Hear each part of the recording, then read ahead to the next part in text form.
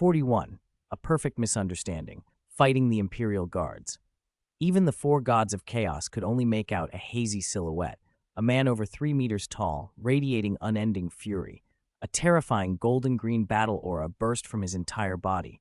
He hovered above the planet, and with a single raised hand, sent forth a colossal sphere of green energy.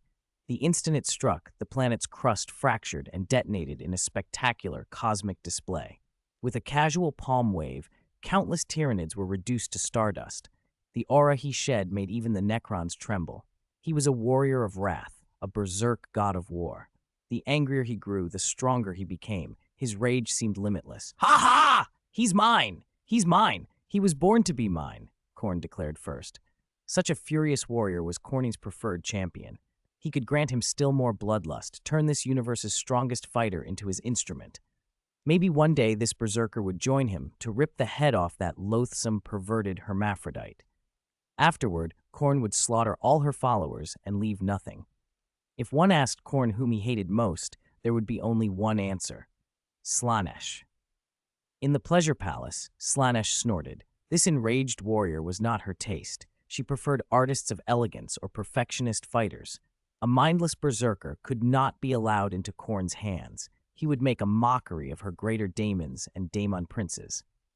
The Lord of Change laughed oddly. Something enormous had shifted in this ordinary universe. The emergence of the universe's strongest warrior was intriguing. Father Nurgle stirred a fragrant broth in his pot, envisioning the day this enraged fighter would sit in his garden and enjoy the rich stew he had brewed. All four Chaos Gods were convinced the enraged warrior was a human, and at over 3 meters tall, he could only be a Primarch or a Gene Seed Primarch.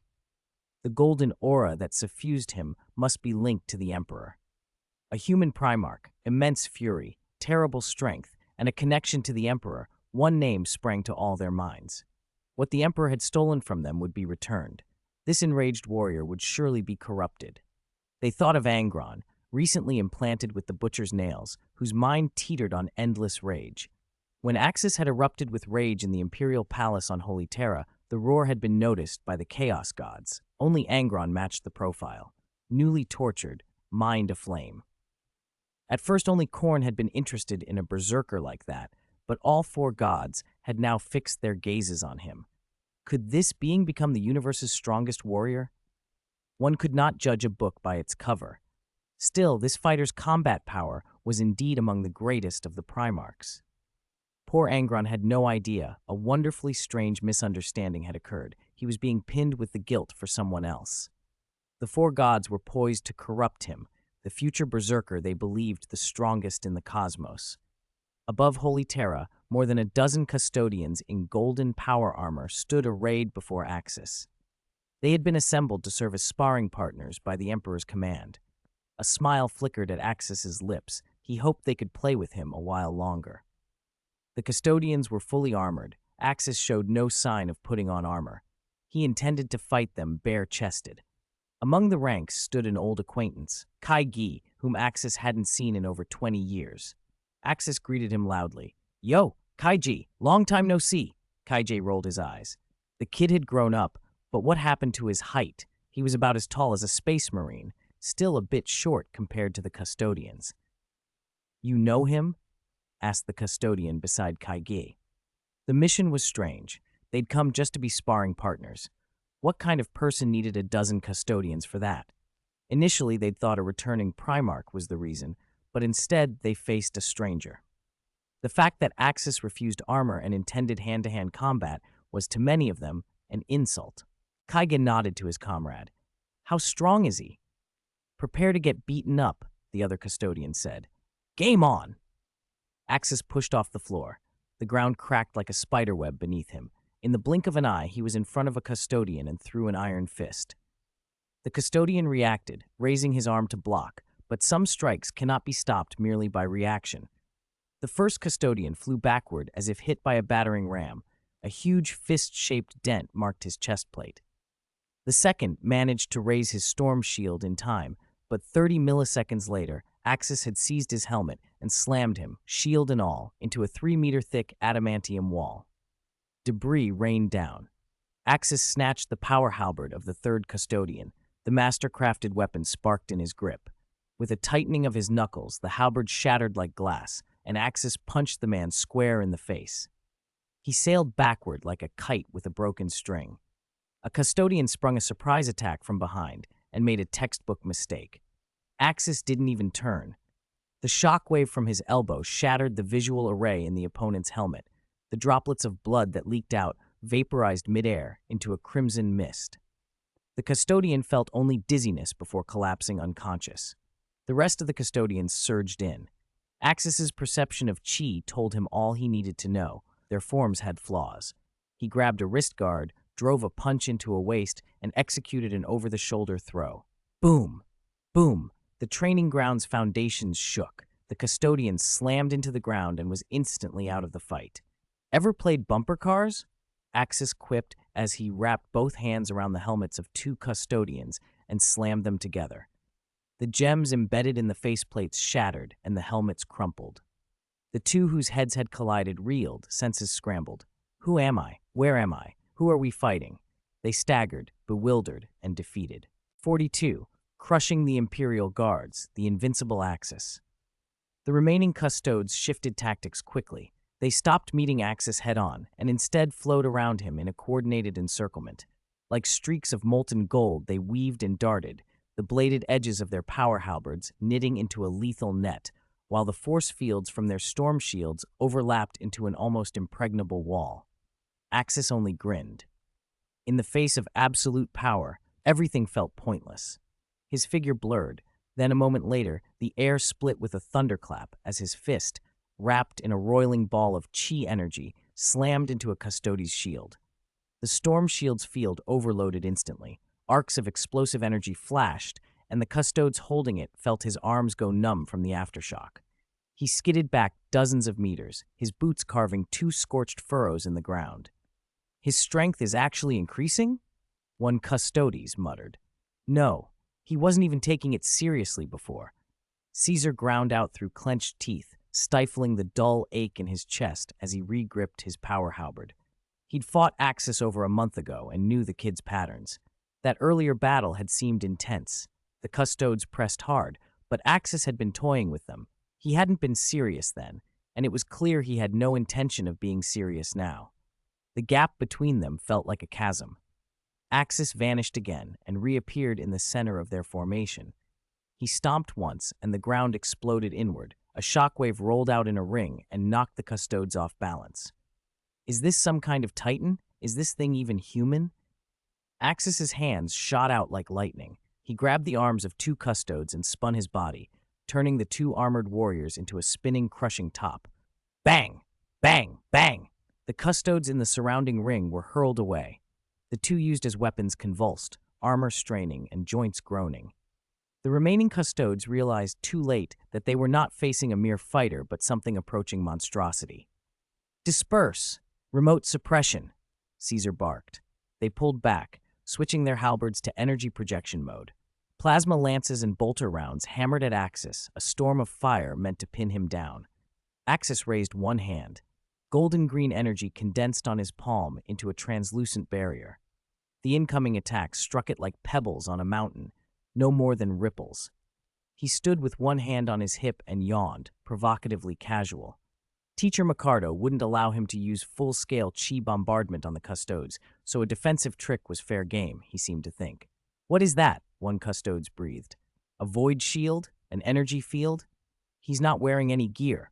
How? He's projecting his ki, Caesar said, swaying as he pushed himself up.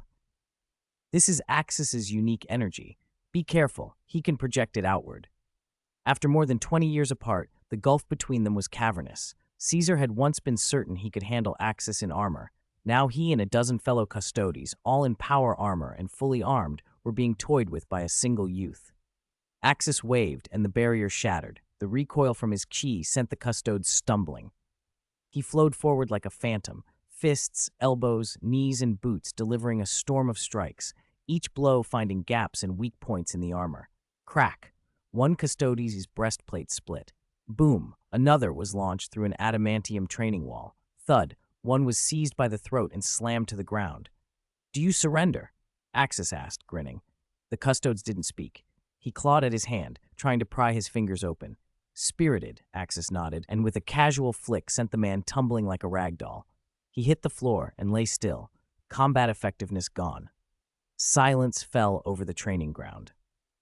16 custodes, arguably the Imperium's finest warriors, perfect humans apart from the Emperor and the Primarchs, had been utterly routed in minutes. Dressed in power armor and wielding their full complement of weapons, they lay scattered on the floor.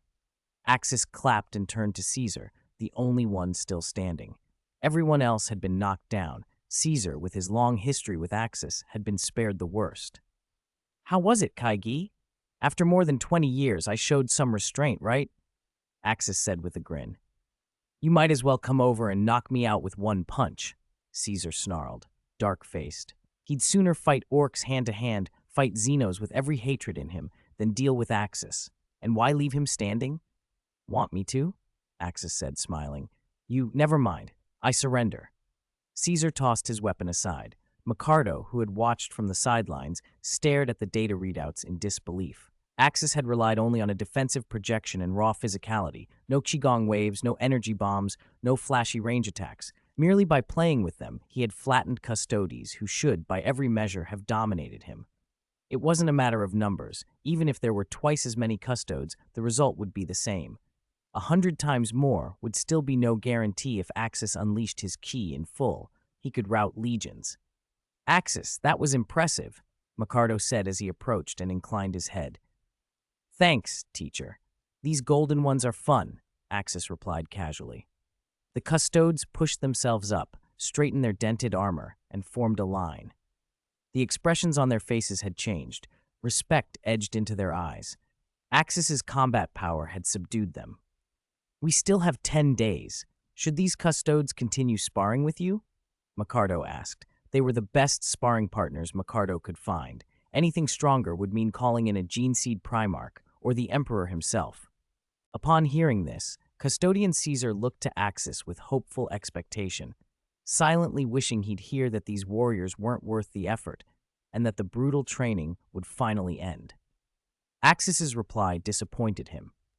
"Let them keep sparring with me. I'll use my ki to strengthen their bodies," Axis said.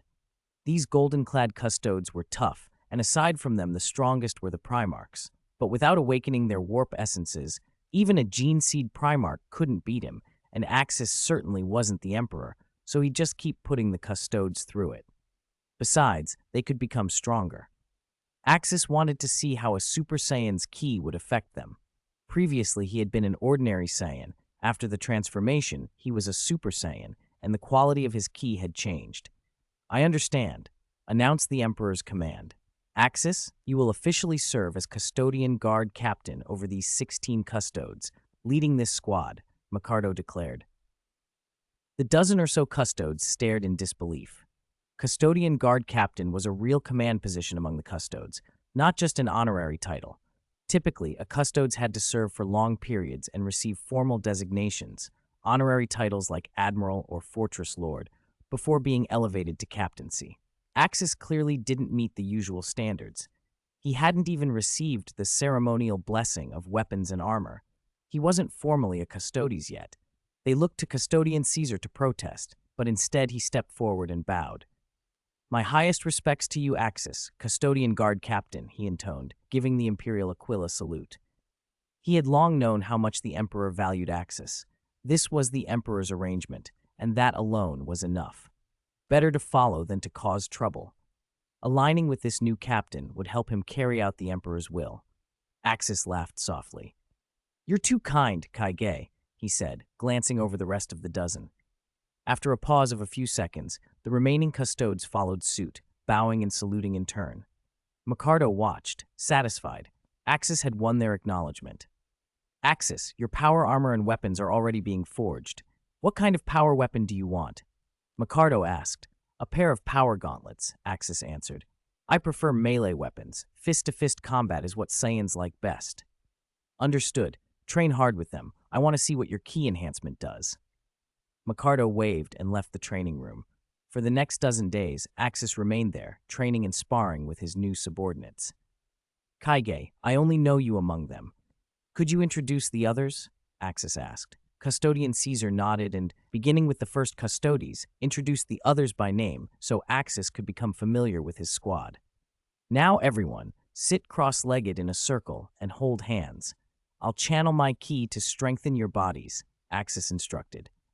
The custodes obeyed. They removed their armor, sat in a circle, and clasped each other's hands. Axis sat between two of them, holding their wrists. He began to channel his Super Saiyan ki into their bodies. A legendary Super Saiyan's ki could be violent and savage, but Axis, without fully transforming, tempered it with years of disciplined will. The ki he released now was far stronger than an ordinary Saiyan's, but calm and controlled.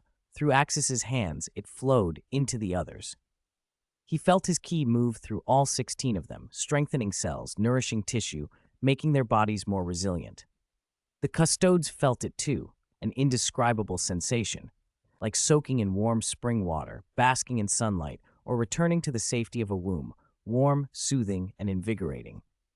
Axis's ki ran through them like a golden stream, touching every inch of flesh and blood. Their already enhanced genetics reacted. The Kai acted as a catalyst, unlocking potential rather than rewriting them. Custodian Caesar frowned slightly as he felt muscle fibers tremble and bone density increase. His neural responses sharpened. The others showed similar reactions. Axis closed his eyes and concentrated, guiding the flow of energy with care. 8 hours later, he withdrew his ki and stopped the infusion. One by one, the custodes opened their eyes, released hands, and stretched. They could feel the difference immediately. Strength, speed, endurance, even sensory acuity had all improved. "Incredible," one custodes murmured, clenching a fist until his knuckles cracked.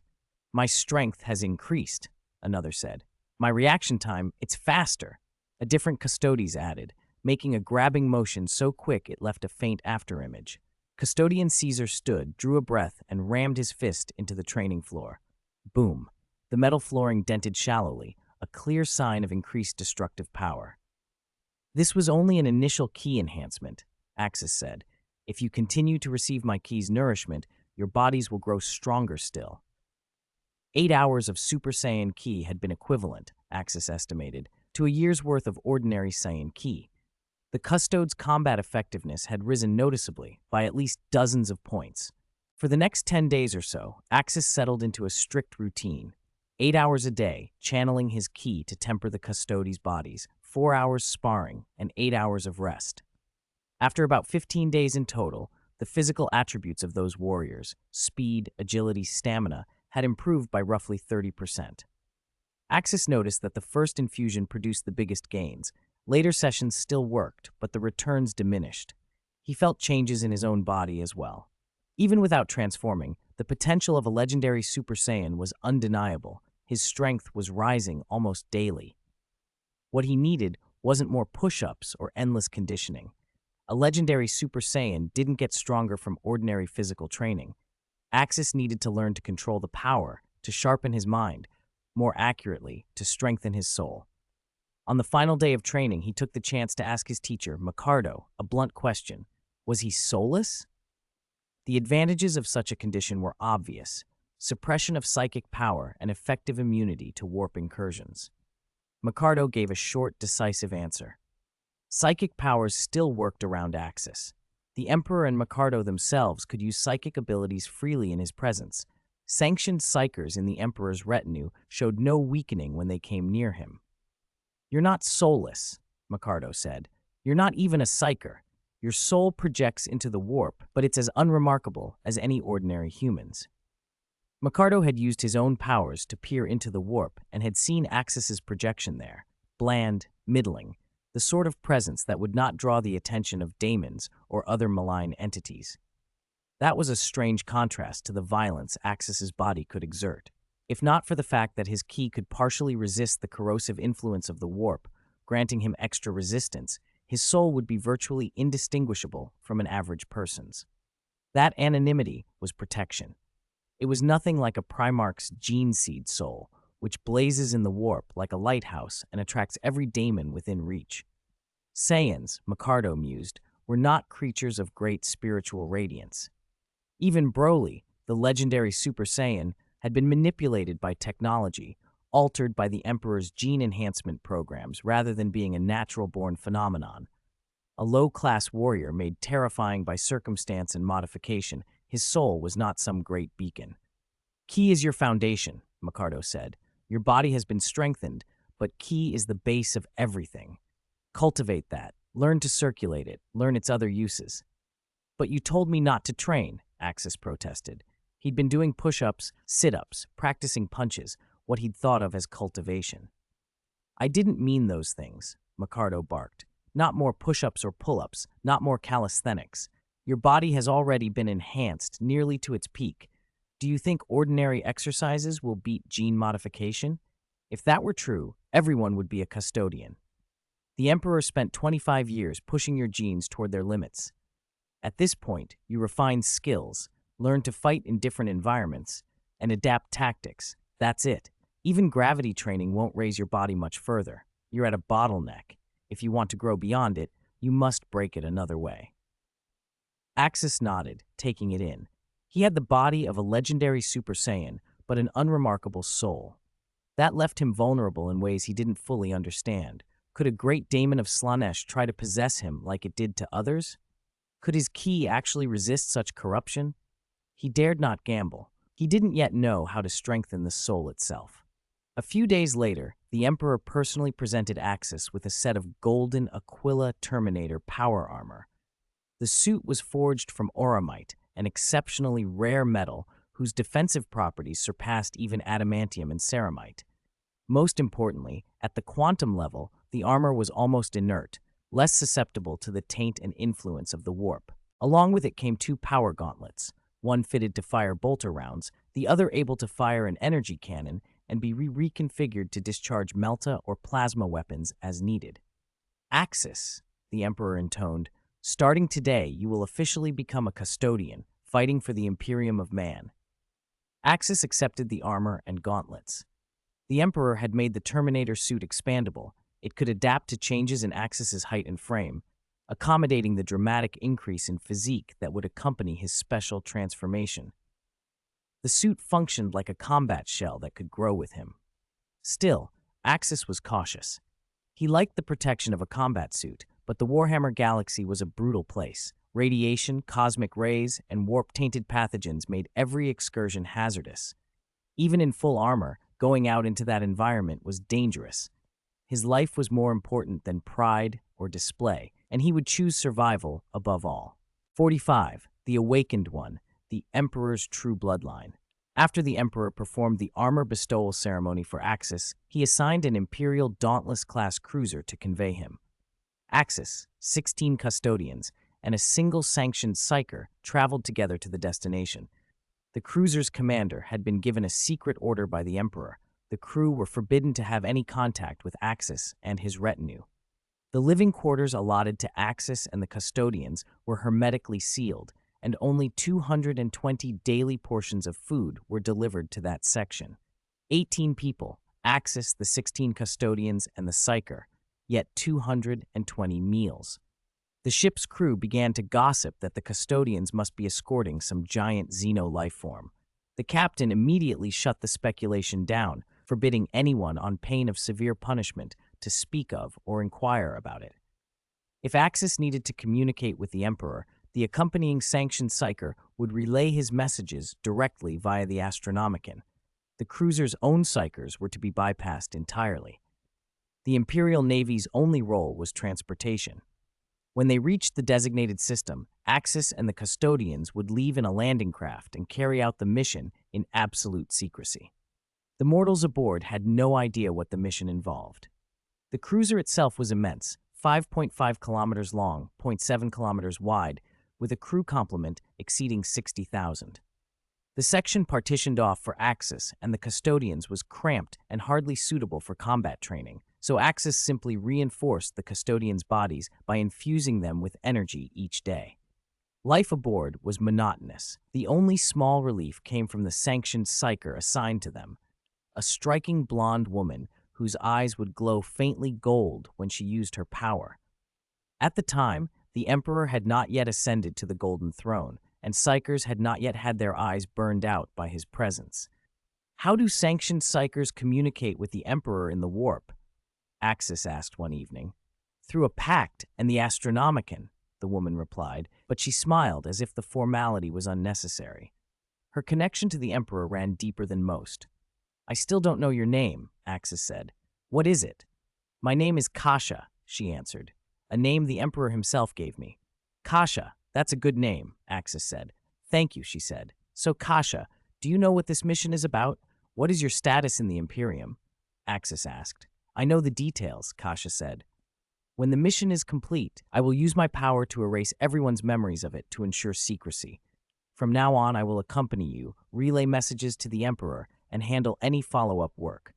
As for my identity, I am an awakened one. Axis blinked. An awakened one? Kasha saw his confusion and realized he did not understand the term. In the Imperium, only a few truly knew what an awakened one was. She explained. Awakened ones are the Emperor's true bloodline, children born of the Emperor and mortals through natural means. They are not like the Primarchs or gene seed creations. Those are the Emperor's gene seed offspring, not direct descendants. Awakened ones inherit exceptionally powerful psychic ability, and their cells retain a measure of the Emperor's agelessness. They do not possess literal immortality in the sense of being unkillable, but they age very slowly and can live for an extraordinarily long time unless slain. The nearer the bloodline is to the Emperor's, the greater the gift. Kasha went on, her voice taking on a distant edge. I was born during the Age of Strife on Terra, when the Emperor was still battling the techno-barbarian warlords. My mother and father loved each other then, until that incident when my 20 nominal younger brothers were scattered into the warp. My mother persuaded me to join her in that event. I used my power to help her. Afterward, mother and father were torn apart. Father stopped believing in bloodlines or kinship. My existence was erased by the Emperor, and I was imprisoned in the dungeons beneath the Imperial Palace. 10 years ago, the Emperor released me and gave me a special mission. If I succeed, my status as an Imperial princess will be restored. If I fail, I will return to eternal confinement. Is your psychic power very strong? How do you compare to Mikado? Axis asked. The ability to wipe the memories of everyone on the ship implied enormous power. Mikado is a bit stronger than I am, Kasha admitted, but ordinary psychers are not a match. Among all sanctioned psychers in the Imperium, I rank only behind the Emperor and Mikado. All right, Axis said, nodding. That's enough chat for today. I'll be going back.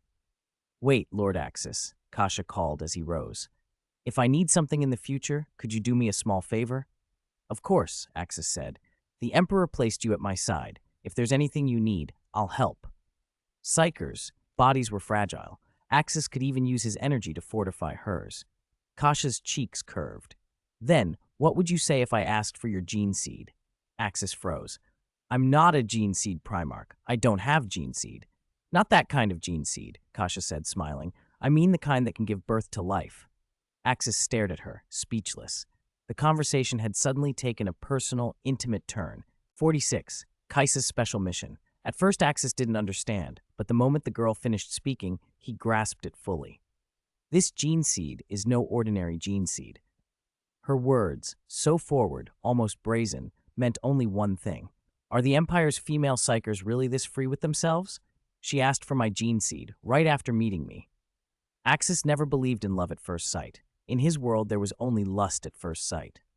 Attraction, he thought, was normally a simple reaction to looks. He wasn't ugly, but he wasn't stunning either. It was impossible for a powerful psyker to fall for him instantly. So unsolicited familiarity either meant mischief or theft. Lady Kasha, you jest. I don't know what you mean, Axis said, playing ignorant. I've seen your records, Kasha replied. You were placed in the modification tank before you were 7, and only recently awakened. You've absorbed a vast amount of Imperial doctrine, but there are things you may not have learned. I could teach you. His father had once told him that during Axis's modification, he had considered castrating him to make him like the other gene seed Primarchs. In the end, he hadn't done it, and he'd never explained why. I know what you're talking about, Axis replied, face darkening. I don't need lessons in that. My mentor Mikado taught me enough. What is your real purpose in saying all this? I'm speaking to you in good faith, not for you to mock me. If Axis ever looked for a wife, it would be a noble of perfect breeding and bearing, a beautiful vessel to bear children and raise the heirs. A psyker was a different matter, dangerous, a doorway for flesh daemons if corrupted, someone who could turn on you in a heartbeat. You couldn't be sure when they'd slit your throat in your sleep. Caution is good, Axis. You've passed your first test, Kasha said with a smile. If that was the test, it's a tedious one, Lady Kasha. You've lowered my good opinion to its lowest point, Axis snapped. He even considered petitioning the Emperor for a different liaison officer. I'm sorry, Kasha said quickly. But trust me, I will stay at your side. My psychic power is indispensable to you. She had miscalculated. This boy wasn't some naif. Although he'd spent 24 years in the cultivation tank, his mind was not that of an ordinary youth. In truth, it shouldn't have been. He had been raised and trained for a purpose, but Axis's caution and experience showed through. Very well, Axis said. If he saw any sign of chaos corruption in her, he would not hesitate to reduce the psyker before him to dust. Micardo had drilled imperial truths into him for years, but had never dwelt on the specifics of chaos. If Kasha truly possessed the power she claimed, she could not possibly be ignorant of the warp's dangers. Why else would the Emperor assign such a powerful psyker to him? Watching Axis walk away, Kasha sighed. Her father had given her two orders. First, to guide Axis, gradually revealing the threat of chaos so he would understand the warp's evils and the danger of its gods. Second, to protect him with her psychic power. Within the Empire she was, apart from her father and Micardo, one of the most powerful psykers. Her rank would fall when her brother, who also wielded psychic ability, returned. For now, she was the strongest psyker the Emperor could send, and because her power came through the Emperor, it would not be detectable by chaos, arguably making her more useful to Axis than even Micardo. She could genuinely help him resist corruption. But Kasha had her own fears. She did not want to be returned to that endless dark dungeon, the custodians in black armor, the isolation, the ceiling of her power. That imprisonment was a suffering beyond her ability to bear, and she would do anything to avoid returning. The Emperor esteemed this young man immensely. His strength had been hinted to exceed that of an ordinary Primarch, otherwise he would never have been given the mission to eliminate the second Primarch. If she could secure a closer bond with him, if necessary through marriage, then she might secure her own safety and freedom. If she couldn't become his closest companion, she would at least aim to be his most trusted ally. Over the next 2 months, they worked together. Axis helped reinforce the custodian guard, and from time to time provided Kasha with certain physical augmentations. Their relationship settled into a cautious normalcy. Kasha stopped pressing, offering only a friendly greeting each day.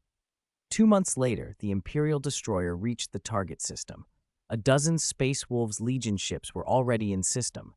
The largest was a Gloriana-class battleship, the flagship of Wolf Lord Leman Russ, and the Space Wolves themselves were on the scene.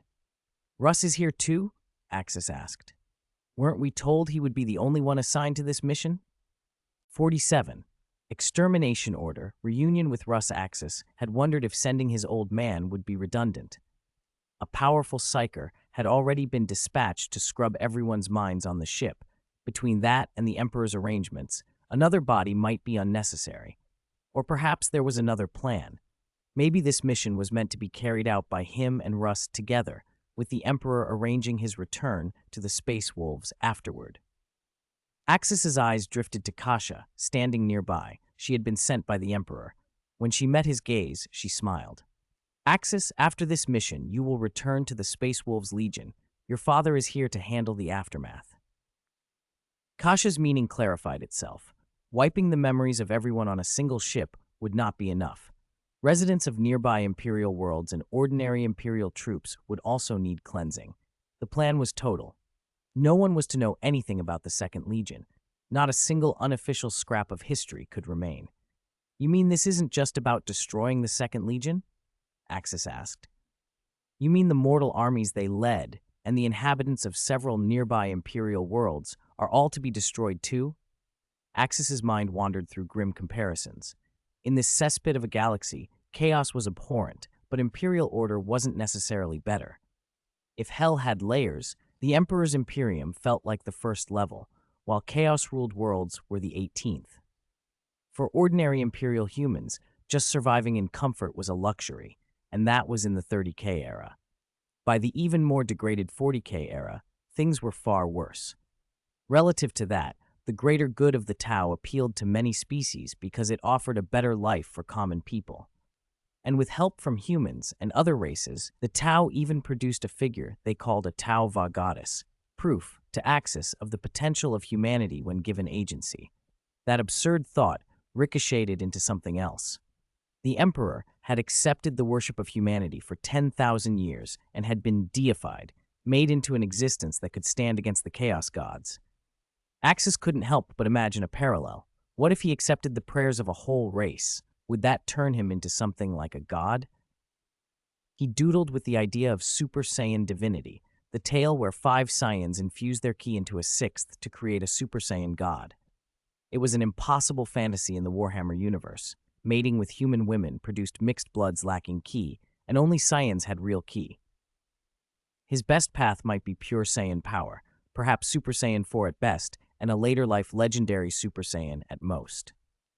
Legendary forms were rare and primal, powerful in blunt physical terms, but godlike power was precision ki control, total refinement of the self.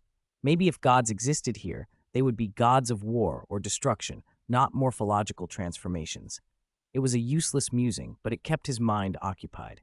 Kasha returned his focus. That's right. In the Emperor's name, and by the sacred authority he has granted us, we will carry out exterminatus on the nearby planets. But we will not do the bombardment ourselves. Your father, Leman Russ, will handle that. For a moment, Axis seemed absorbed, whether by thoughts of his father or by the fate of billions about to be obliterated, he did not show. He nodded once. I understand. Let's go.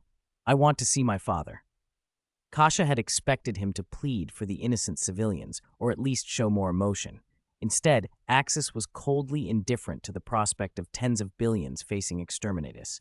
She didn't know that Saiyans, what little sympathy they carried, were not moved by the suffering of others. They were born to be warriors, efficient and often ruthless. When Axis was 4 years old, he had wiped a whole world's species clean. Sympathy simply was not his instinct. Good. We'll go see your father, Kasha said, and moved to prepare a landing craft for the trip to the Space Wolves Gloriana-class battleship. A small shuttle detached from the destroyer and made for the Gloriana. After a brief verification of identities, the battleship opened its hatches and accepted them aboard. In the central chamber of the battleship, Leman Russ, the Wolf Father, sat with his kin, discussing the operational details of the mission. Then the Emperor's orders arrived. A squad of custodes would be dispatched to assist in carrying out the exterminatus. Great Wolf Father, a Space Wolves captain asked, incredulous, has the All-Father no confidence in us? He's even sent a custodes envoy. The Space Wolves had been the Emperor's executioners for decades, and they took pride in never failing. Yet this task was unlike any they had faced, exterminating a situation tied to one of their own gene seeds, a Primarch-level stain. Do we really have to exterminate us unarmed civilians? Others asked across the Legion, and many voices objected to the slaughter. Russ answered them solemnly. This is different. It concerns one of my brothers. The Emperor may doubt my ability to handle this alone, which is why he sent custodes to support us. As for exterminatus, it is the Emperor's command. We only have to carry it out. Cleansing a gene seed Primarch and erasing every trace was no simple task. The mission had to be absolute and utterly secret. At that moment, 16 custodes entered with Axis and Kasha, taking their place in the central chamber of the Gloriana-class battleship. Chapter 48, The Wolf Cub Returns. Father and son. Axis did not remove his helmet at once, so Russ did not recognize him when he entered the hall. Welcome, emissaries of the Custodes, Russ said, inclining his head to the Golden Warriors. Then his gaze landed on Axis. This Custodes was odd. Why so short? 2.1 meters was normal for a Space Marine, but small for a Custodes, who were usually well over 3 meters tall. Still, he wore gold power armor, bore a pair of huge power gauntlets, and led the group, clearly their commander.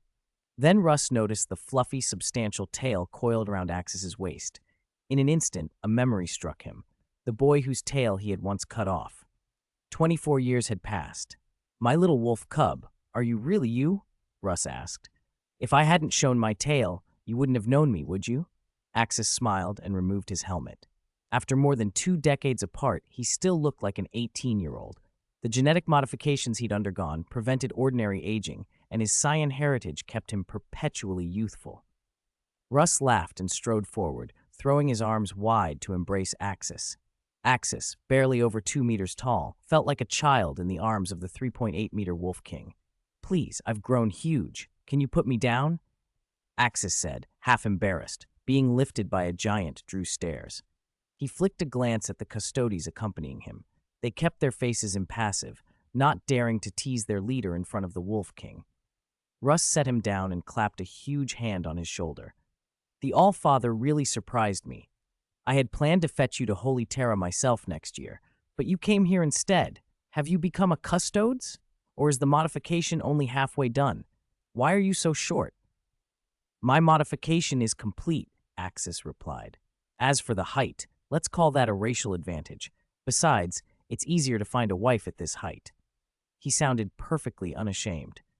2.1 meters was more than impressive among mortals, and in Super Saiyan form, he could increase his height, mass, and muscle to match a normal custodes if needed. "Looking for a wife, eh?" Russ laughed. "Want me to arrange a strong Fenrisian warrior for you? She'd make a healthy little cub, I'll guarantee that." "Stop it. Are there any beauties on Fenris?" Axis rolled his eyes. Fenris's women were as rugged and massive as the men. Now that he'd come to the Warhammer universe with power and status, he fancied a more classically beautiful mate. Why not? Women from milder worlds are too frail, thin as a breeze, can't even carry a pail. Russ went on with a self-satisfied grin. "I think that kind would suit me fine," Axis said. "Who wanted a wife stronger than himself?" Russ laughed and patted him again. To Russ's mind, Axis's interest in women was a good sign, proof of humanity, not the cold detachment many Primarchs showed. The Primarchs had been bred for calm, discipline, and duty. Affection and longing were rare, politically arranged things. It pleased him that his little wolf cub still felt like a living person. Kasha, standing to the side with a cold face, cut in. "Lord Axis, you should state the Emperor's command." Axis and Russ both fell silent. The hall full of warriors watched. "All right, back to business, Father," Axis said. "My custodes augmentation is complete. I'm here by the Emperor's command to help you eliminate the second Primarch. After the mission, I will lead my 16 custodes to serve under you."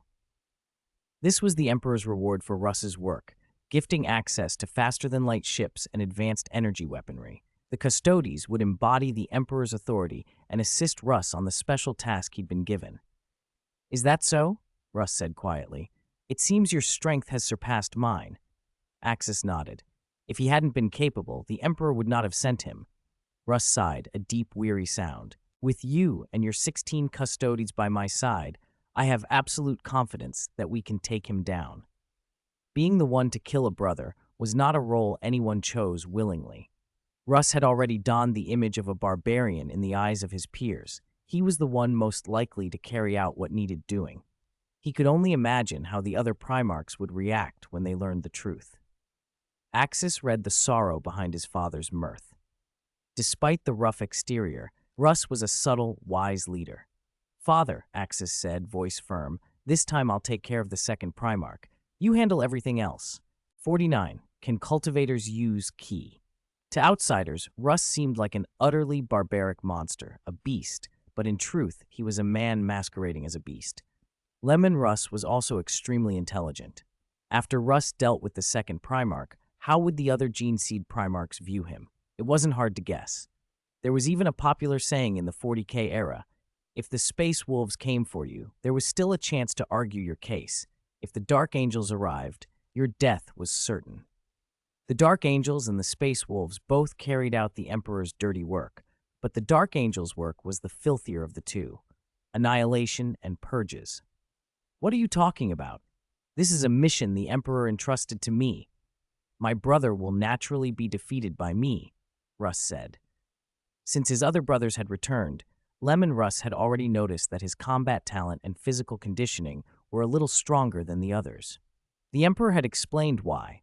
Russ had been baptized in Axis's energy, which had significantly enhanced his physical condition. This mission came from the Emperor, Father. Your role is to assist me in cleaning up the Second Legion. The second Primarch will be defeated by me, Axis said without joking. He produced a mission order personally signed by the Emperor.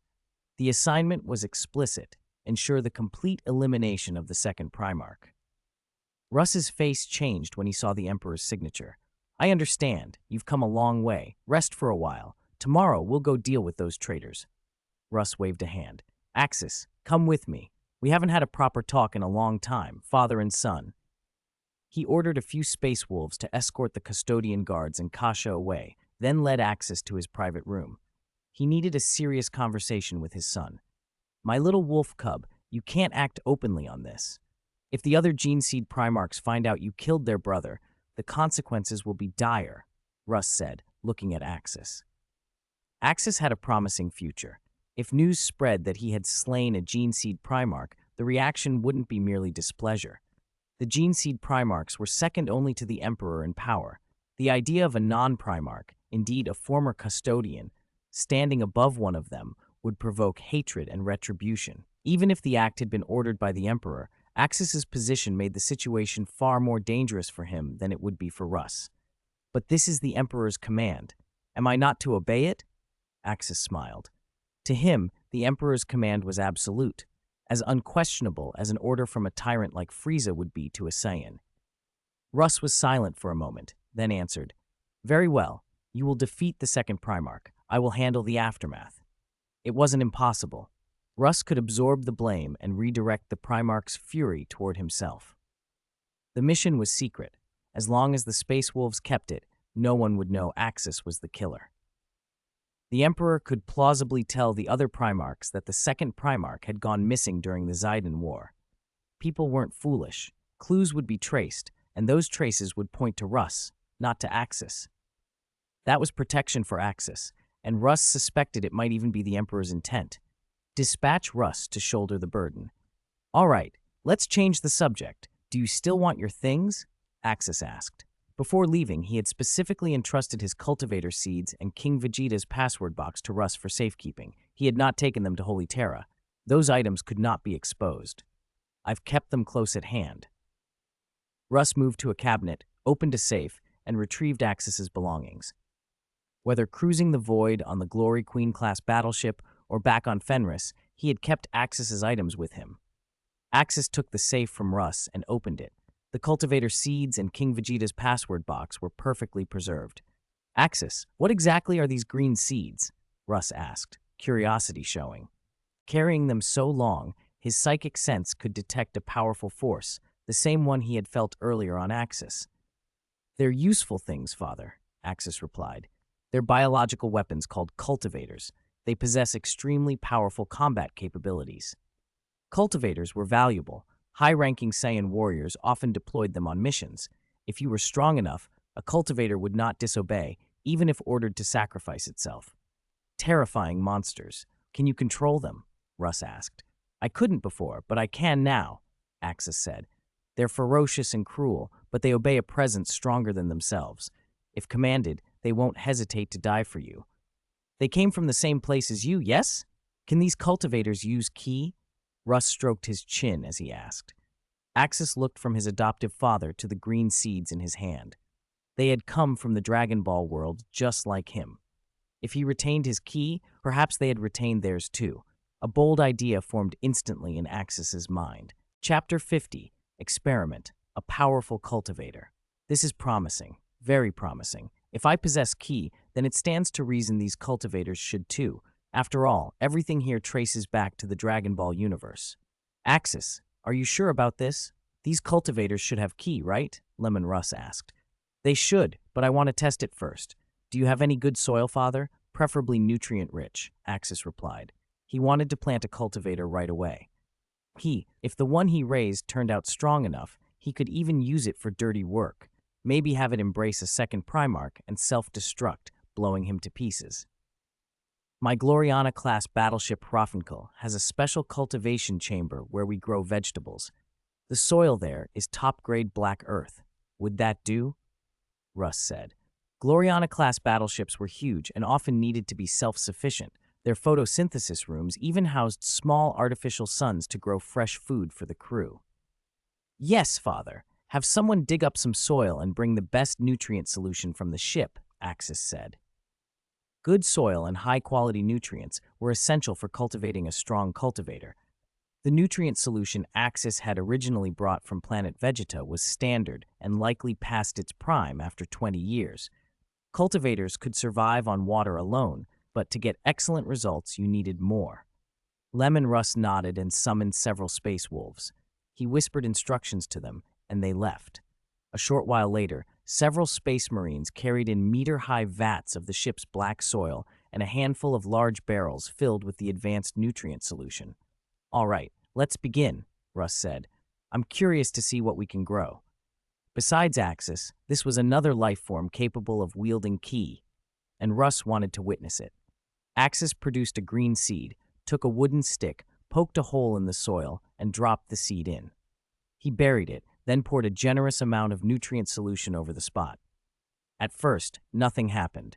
1 minute passed, 2, 3, 4, still nothing. Axis frowned. According to the instructions, cultivators should sprout within a minute, often in seconds once planted and watered. These things could grow in extremely harsh conditions with minimal resources. The nutrients he'd provided should have been more than enough. "What's wrong, Axis? How long should they take?" Russ asked. The slow start reminded him of the orcs he'd encountered, savage beasts that took months to mature. Could these things be that slow? "They should have sprouted within a minute. There's no movement at all," Axis said. "Could the seeds have gone bad from storage?" "Impossible. Cultivator seeds don't expire. They remain viable for hundreds of years." Axis placed his hand on the soil to sense it with his ki. The seed had soaked up the nutrient solution, but there was no sign of life, as if something essential was missing. Suddenly, the seed made contact with Axis's ki and began to drink it like a man dying of thirst, finding an oasis. It absorbed his ki with ravenous hunger. In that instant, Axis understood. In the Dragon Ball world, ki permeates everything. It's the basis of life. Here, in the Warhammer universe, ki did not naturally suffuse the environment. Without ki stimulation, even a planted cultivator seed won't sprout, no matter how fertile the soil. Axis's ki was the missing nourishment. He increased his output, and the seed expanded rapidly. Tens of seconds later, a small creature stood before them. A green-bodied being about 1.4 meters tall, with 3-clawed hands and feet, and a head like a giant cabbage. "Wah! Master!" the cultivator cried. It looked around, and when it saw Axis, it dropped to one knee. The one who had planted it was its master. Leman Russ studied the creature with curiosity and some skepticism. It was tiny. This little green thing isn't even as tall as a human adult, only about 1.4 meters. "Are you sure its combat strength is any good?" "Of course. Let me check," Axis said, pulling out a scouter and pressing it against the cultivator. The device beeped and displayed a power level of 1,300, about 100 points higher than a typical cultivator. The combination of the excellent soil, the nutrient solution, and the stimulation of Axis's Super Saiyan ki had produced unusually robust growth. "Don't worry, Father," Axis said. "Its power is 1,300, stronger than an ordinary custodian guard." "Can it use ki?" Russ asked. "Condense a ki blast in your hand," Axis instructed. The little green creature nodded, extended a claw, and formed a golden ki sphere in its palm. Then it adopted a stable stance, clenched its fists, and with a roar, a white aura flared around it. "This is genuine ki," Leman Russ said in astonishment. "Incredible. This little thing actually wields Kai." He couldn't help but smile. You really can't judge a book by its cover. Who would have thought this seemingly insignificant grunt could match a custodian guard? 51. Planting humans with the blood of the Primarchs. At first glance, a cultivator looked harmless, under 1.4 meters tall, thin to the point of fragility, with a round green head and short, stubby limbs. If a regular space marine came across one, his first instinct would likely be to blast it with a bolter and not look back. Axis shook his head. "Don't be fooled. A cultivator with a power level of 1,300 plus ki can still put up a fight." Ki granted flight and blistering speed. A being at 1,300 moving with ki was almost invisible. They could fire key blasts capable of destroying a satellite in a single shot. Spraying corrosive acid from their heads was a common ability, and their most devastating trick was self-destruction. Axis's estimate was blunt. A 1/300 level detonation could seriously wound a Primarch, perhaps even kill one. "Dad, I'll give this little one to you," Axis said. With Russ's current power, the cultivator wouldn't dare resist. Russ couldn't use Kai himself, but with Primarch's strength and power armor, he could easily subdue one. Axis planned to lend some of his Kai to Russ too, boosting the Primarch's effectiveness. Leman Russ eyed the tiny creature and frowned. "What would I want with this little monster? I can't bring it into public battle. It looks like an alien, no demi-human, no mutant. It would be scandalous." "I'm not giving it to you for the field," Axis said. "Ki can enhance physical fitness. This little guy's ki can be used to strengthen the wolf guard." Russ snorted. "My gene seed progeny would hate it. They'd resist that kind of foreign influence. Call it blasphemy." "Then we'll grow one that looks like a demi-human or mutant," Axis suggested. Cultivator seeds were malleable. When the Saiyan first found them, their specimens barely reached 100 in power. The Saiyans had taken some home, let alien scientists experiment, and through selective nurturing and breeding turned them into beings of 1200. If the native ecology had produced cultivators at 200 naturally, Axis thought they'd be more terrifying than orcs. Cultivators reproduced like plants. Survive 10 years and one would bloom and produce seeds. Drop those seeds in soil, give them water, and they'd sprout. The Saiyans kept strict control of their numbers. If they got out of hand, even the Saiyans couldn't manage them. Each high-ranking warrior limited themselves to no more than 10 cultivators in the field. Beyond that, suppression became risky and rebellion possible. There were other possibilities. Axis brought up recent discoveries. In Dragon Ball Daima, they used Majin Buu cells to create two powerful Majin cultivators, Do-O and Kuo, fat and thin as a nod to Buu's forms. One even adapted into a Majin cultivator Super Saiyan 3 after seeing Son Goku transform. Axis also thought about planting cultivator seeds on extreme worlds. Catachan, with its legendary flora and fauna, would produce ferocious variants. He wondered if the Imperium had discovered Catachan yet. This was still early in the Great Crusade, and many worlds remained unknown. He only remembered the name and that it lay somewhere in the Ultima Segmentum. There was another avenue, adding the blood of powerful life forms to the cultivation mix. Orc, Eldar, Tyrannid, each might yield different traits. But Axis's eyes lingered on the old Primarch beside him. Using a Primarch's gene seed blood to breed cultivators, that could be something else entirely. "You're up to something, you little rascal," Russ said, narrowing his eyes. "Ahem, Dad, I'm doing this for you. How about you spare a little blood?" Axis asked brightly. Russ straightened. "What do you need my blood for?" "These cultivators can absorb other species' blood to evolve," Axis explained. "They're useful, but dangerous if they multiply unchecked. The Saiyans always control their numbers. Each warrior takes only a few into battle, too many and they can be impossible to suppress." Russ considered the warning, then asked, "How much? A basin?" 10 or a dozen milliliters is more than enough," Axis answered. Russ nodded and held out his hand. He sliced his palm and let ruby blood bead and fall. Axis buried the seed a little deeper this time, pressing it almost to the bottom of the large soil pot. He sprinkled a high-grade nutrient solution over it, then set Russ's fresh blood on the seed with careful hands. Axis placed his palm on the soil and channeled ki into the spot, stimulating the seed. This time, the seed drank much more ki than before, more than 10 times the previous intake. Within moments, the pot shuddered. A violent surge of energy rippled outward. Axis formed a green ki shield to contain it. The soil pot exploded, sending earth and light in all directions, but the shield held fast. When the smoke cleared, a figure stood in the wreckage, about 2 meters tall, pale green-skinned, round-headed, with slightly pointed ears. It was humanoid, but foreign. Its face and posture carried something almost human. The gene seed blood had done its work. The cultivator had inherited many human traits.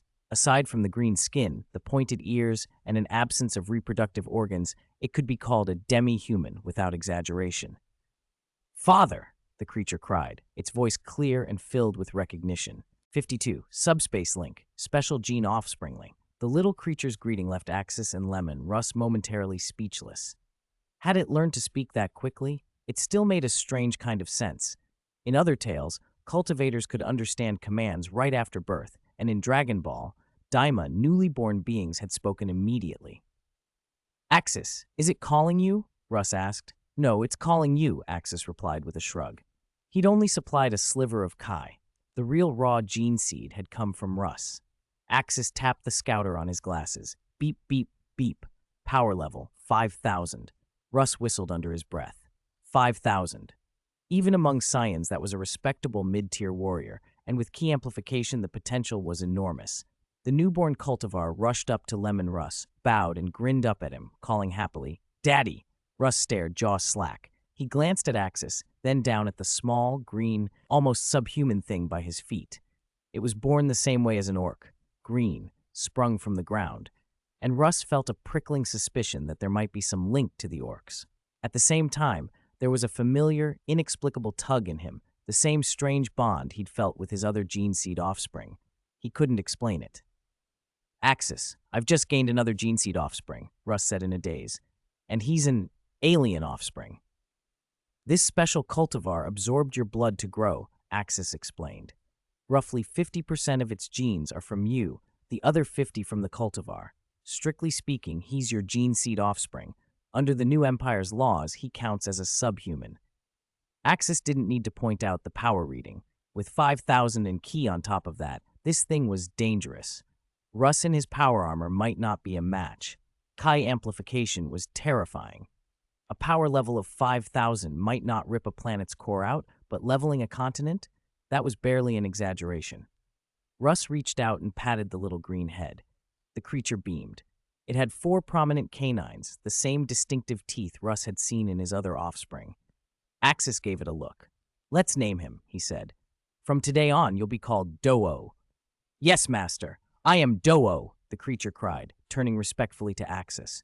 Though Russ had provided the genetic template, Axis had given it the key of life. That bond ran deep. I'll have him follow me and pose as a subhuman, Russ said. In my legion, his key can strengthen the gene seed offspring. He's far more useful than that scrawny green runt from before. Axis didn't reply immediately. He looked at Russ and then at the sealed door behind which the 2 newly hatched cultivars waited. Keep the first one with you for now, he said finally. It won't act out while you're around. The second one, though, he must stay with me. You mean they might not listen to me? Russ asked. He remembered the basic rule Axis had explained. Cultivators obey the strong, even to suicide, but if their strength exceeds yours, they can be disobedient. Exactly, Axis said. The second cultivar's power is very high, far above yours, old man. Even in power armor, you wouldn't stand up to him. A casual strike from him is equivalent to a macro cannon. The shockwave could damage a warlord titan. Against him, numbers don't mean anything. The severity in Axis's voice made Russ nod. He'd been with Axis for nearly 2 years and had seen the destructive force of Ki in action. Still, Russ's confidence didn't falter. I understand the danger, Axis, but even if you're not there, Do-O will obey me, he said. I can feel the connection. It's special. Like the bond with my other gene seed offspring. He won't harm me. A special connection? Axis echoed. It's like the bond you get with a gene seed offspring, Russ said. It's hard to describe. He hesitated. Was it some warp link? The warp in this universe was strange indeed. If there was some resonance there, perhaps it explained why he felt this so strongly. Axis bristled slightly, but then agreed to be cautious. We'll observe for a while, he said. I'll hide in the shadows. When you're alone with him, we'll see how he behaves. Agreed, Russ said. But what about the second Primarch tomorrow? There are nearly 60,000 Astartes legionnaires on that world. How do we take him on? Axis smiled thinly. You, me, and those 2 inside. The 4 of us will go. It'll let you experience the power of Ki firsthand and minimize losses for the Wolf Guard. Russ thought of the scale of the fight. The Second Legion could muster around 60,000 Astartes, and the Wolf Guard's forces, when fully committed, would push their totals high. A full-scale battle between the legions would mean horrendous casualties. If they could avoid that, they would. Then the 4 of us will go, Russ said. He had no desire to see his warriors fall in needless numbers. 53. Death falling from the sky. When I was on Holy Terra, I learned how to pilot a landing craft. We leave now, Axis said. No time like the present. If that was the plan, they would go tonight and finish this that evening. Facing overwhelming force, there was no need for elaborate plans, only a crushing decisive blow. Ha! You're impatient, my little wolf cub, but I'll indulge you this once, Russ said. A strike tonight was ideal. The two custodians would remain hidden. They would be the Wolf Guard's secret, just as it would forever be kept that Fenris has no wolves and that its children become werewolves. Forever a secret. That night, the Space Wolves were buzzing about Axis. Many who had never met him argued heatedly, but most of the Fenrisian warriors knew exactly who he was, the most powerful being after Russ himself. For Fenris, this was a joy. At last, the pack would be complete. But warriors newly recruited on Holy Terra and troops from other worlds disagreed. They insisted Axis was not a son of Leman Russ, had never received the wolf's gene seed, was not an Astartes at all, but rather an Emperor's custodian who would eventually return to Holy Terra to guard the Emperor, not the Wolf Guard. The chapter split into two camps and the arguments grew fierce. Axis is the Wolf Father's foundling. Fenrisian custom makes him our brother, one side insisted. Such barbarous customs are meaningless. By our rights, he is not one of us, another snarled. He lacks the Wolfkin's gene seed. He is not our brother, a third said. Axis is one of us, a son of Fenris, someone else shouted. Bastards, savages, tempers flared. Want to settle it in the old way? A duel by Fenrisian right, roared a Fenrisian warrior, and for a moment the crowd's clamor threatened to erupt into blows.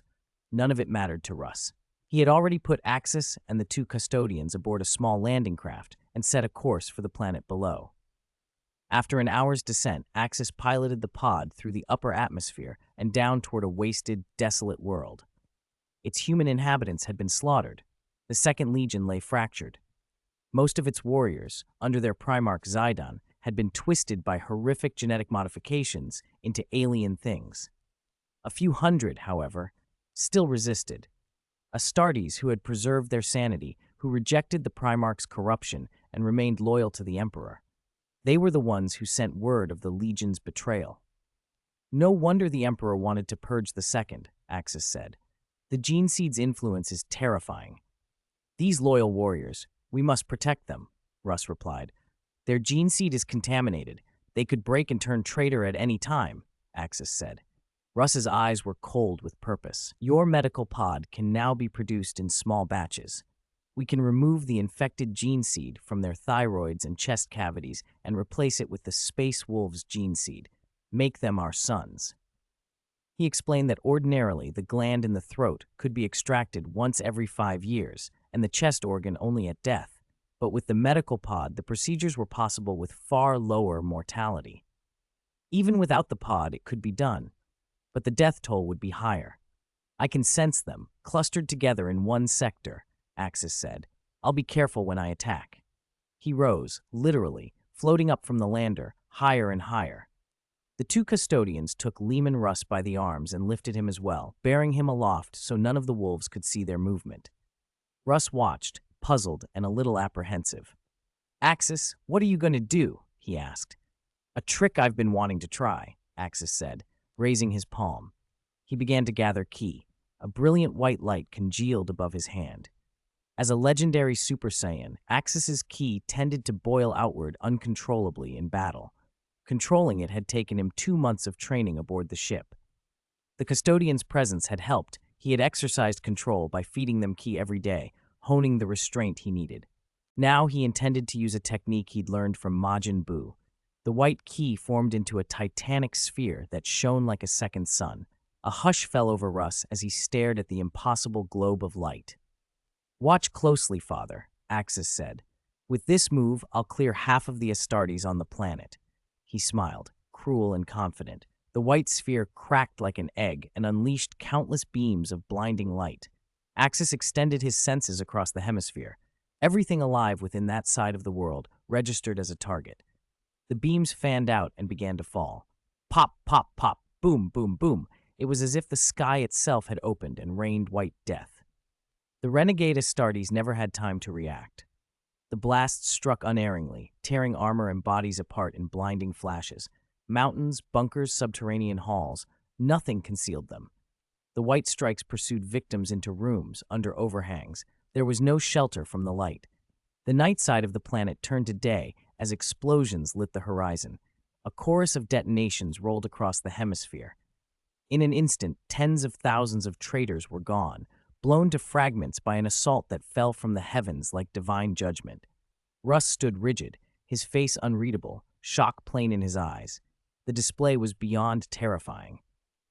"All right," Axis said after the last of the light faded. His voice was steady. "We'll move to the other side. 2 such attacks and this planet will be cleared. Then we go deal with the Primarch." A flicker of regret crossed his features. He could not manage a global lock like Majin Buu. He had been limited to the hemisphere. Still, the devastation was total enough. Leman Russ watched him, still stunned by the scale of the power Axis had just unleashed. 54. Traitor and loyalty. Weak soul? Leman Russ had never imagined a scene like this, not even in his wildest dreams. A single individual's power rivaling that of an entire fleet, able to strike with pinpoint precision at every target. The Primarch did not know exactly what had happened on the planet, or whether Axis's claim that half the planet's Astartes had been wiped out was true. Even so, the violence of those explosions was comparable to several destroyers slamming into the surface. Russ's expression toward Axis changed. The child's combat power far exceeded anything he had imagined. If left unchecked, this child would be like a humanoid natural disaster. Axis smiled at Russ. A pale white aura spilled from his body as he launched himself toward the far side of the planet. 2 cultivators, following his command, flew with the Wolf King. Empowered by Ki, they moved so fast the hemisphere was reached in minutes. On the ground, the Astartes Legion had no time to react. After the Raiden's tampering, many had lost whatever sanity they had left. Like their Primarch, they had been turned into monsters. Only a few loyal warriors remained, bewildered. They could not understand the white streaks of death that had just fallen from the sky. Former brothers-in-arms fighting at their side were suddenly struck by white beams and exploded into fragments upon impact. Hell itself could not have looked more nightmarish. Enemies disintegrating right before their eyes, not just 1 or 2, but countless. Some loyalists of the Second Legion had already steeled themselves for death, expecting that same white rain to fall on them next. When it did not, astonishment spread through the ranks. What just happened? Was that an orbital strike, some new weapon? Has the Imperium come to our aid? Impossible. I have served for decades. The Imperium does not possess such precise, efficient strike weapons. Not yet, a loyal Second Legion captain said, shaking his head. We would have seen battleships in orbit if it were a strike. There are no destroyers above us, another Astartes added, scanning the sky with his visor. There were no Imperial ships. The conclusion slowly took shape. Whatever had struck was deliberate. It had targeted the traitors and repeatedly avoided the loyalists. It didn't miss us by accident, someone said. I saw a beam head straight for me, then for no reason I could see, it swerved and hit elsewhere. Stay vigilant. The Gene Father has betrayed the Imperium. We do not know what enemies we will face now. Whatever happens, remain loyal to the Imperium, loyal to the Emperor. Loyal to the Imperium, loyal to the Emperor. The loyalists raised their weapons and shouted in unison. On the other side, the renegades were broken and confused. The second Primarch, once a proud son of the Emperor, a gene-seed Primarch commanding a legion, clutched his skull as if he could tear the pain out. No longer himself, he was now a slave to the Great Stellar Alliance, forced to fight for the Alliance and to crush any who attacked it. The Rhydon were not a single race, but an amalgam of aliens, one dominant and many subservient, and their psychic methods had turned sworn brothers into puppets. The renegade Astartes around him were dazed. They had come originally to support the Dark Angels against those hateful Xenos, but the Gene-Seed Primarch had been ambushed and a control device implanted in his head. Large-scale psychic manipulation had spread through them. While all the Xenos had since been slain by the Dark Angels, the control had not yet lifted. Many had seen the white light on the planet's far side, and, under the Raiden's psychic assault, gone mad. Some began to hunt and kill each other. Bolters thundered, chainswords screamed, chaos reigned. After flying to the hemisphere's far side, Axis began to sense life across that half of the world. He locked onto every renegade Astartes. Through his key perception, life on that hemisphere was clear as day. Even though these Astartes did not use ki, life energy could substitute for it. And if they had been in the Dragon Ball world, with their physical might and combat training, they could have learned ki easily. Their power might have been measured in the low hundreds at least. Their true upper limit was unknown, limited only by how far they could push themselves. Axis felt a twinge of confusion. Micardo had told him his soul was unremarkable, yet through ki, he could perceive life across half a planet. The Primarch's mental strength was clearly formidable. It cooperated with ki to cover a hemisphere. Was his soul really that weak? Axis put the thought aside for later study and returned to the task at hand. He raised his palm and condensed another colossal ki blast. Ha! For a moment, it was as if a second sun had bloomed in the sky. The radiance Axis emitted rivaled the planet's star. The white rain of death fell again. Boom after boom shook the ground. Explosions ripped across the hemisphere. The renegade Astartes were devastated. The planet trembled under Axis's power. When the assault ended, Axis, Russ, and the two cultivators descended and walked toward the strongest life form left on the surface. He was enormous, 3.8 meters tall in crimson power armor, his frame even broader than Russ's. A psychic control device clung to his skull like a giant spider. Its 8 thin mechanical legs burrowed into his bone. Blood ran where the apparatus pierced him. The device stimulated his brain and forced screams from his lips. This was the gene seed Primarch of the Second Legion. My brother. Russ looked at him and sighed, heart heavy at the sight. They have tormented you into this state. Don't worry, I will free you. 55. Mutated cultivated humans versus original bodies. Damn Raiden, one day I will find your homeworld, and I'll let Axis unleash a reign of destruction on it. I am a gene seed Primarch of the Imperium. I am the Emperor's. No, I am a warrior of the Star Alliance. I will fight for the Alliance. Ah! The spider-like mechanical device on the second Primarch's head emitted a piercing sonic pulse that burrowed into his skull. He screamed in a pain no sane being should know. He's completely lost his mind, Axis muttered. The Warhammer universe was full of strange, terrible things, devastating artifacts, mutated warriors, and bizarre technologies. A butcher's nails could turn Angron from a noble gene seed Primarch into a bloodthirsty berserker. And this Raiden mind control technology had done the same to the second Primarch. If the device could be removed or destroyed, perhaps the Primarch could be saved. That's right, my brother has gone mad. Leman Russ growled. The device was crude and insidious. It flooded neural pathways with electrical waves, embedding itself deep in the brain and launching a relentless brainwashing assault. Those under its influence had only two fates: collapse into madness or become Raiden's slaves. Around them, many Astartes staggered like walking corpses, some bearing the same spider devices burrowed into their skulls, their cries miserable and hollow. Axis nodded and gathered his ki, forming a shimmering protective field around himself.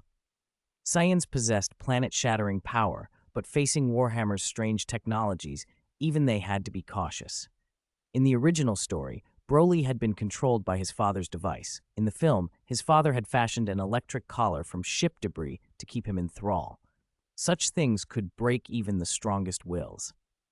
Axis, are you going up? Or should Do-O? Leman Russ asked. Let Do-O go first. Test him out, Axis said, nodding to the young scion standing beside him. If Do-O attacked, he would likely end the fight instantly. Gene seed Primarchs were terrifyingly powerful, but they were no match for a scion at full strength. Do-O's grin went wicked. He shifted into an afterimage and lunged at the second Primarch. The controlled giant roared and swung a massive fist in reply. Golden Ki flamed around Do-O as he blurred forward, leaving streaks of light on the deck. The floor cracked and splintered underfoot. The Primarch could only catch a faint outline of the attacker. A punch, carrying a concentrated ki explosion, slammed into the Primarch's chest. His pristine ceramite plate splintered under the blow, and he staggered back. The spider controller flashed a harsh red as its 8 mechanical limbs gouged deeper into his skull, dark veins bulging at his temples. The controlled giant bellowed an inhuman roar, and its power claw scraped across Duo's nose, gouging 5 huge fissures into the deck. Duo twisted away, whipping his leg in a sonic kick that shattered the Primarch's knee with a sickening crack. The Primarch dropped to one knee, roaring in agony.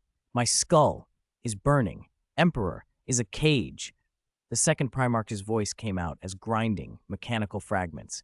He writhed in unbearable pain, eyes bloodshot, and the device amplified his speed and aggression.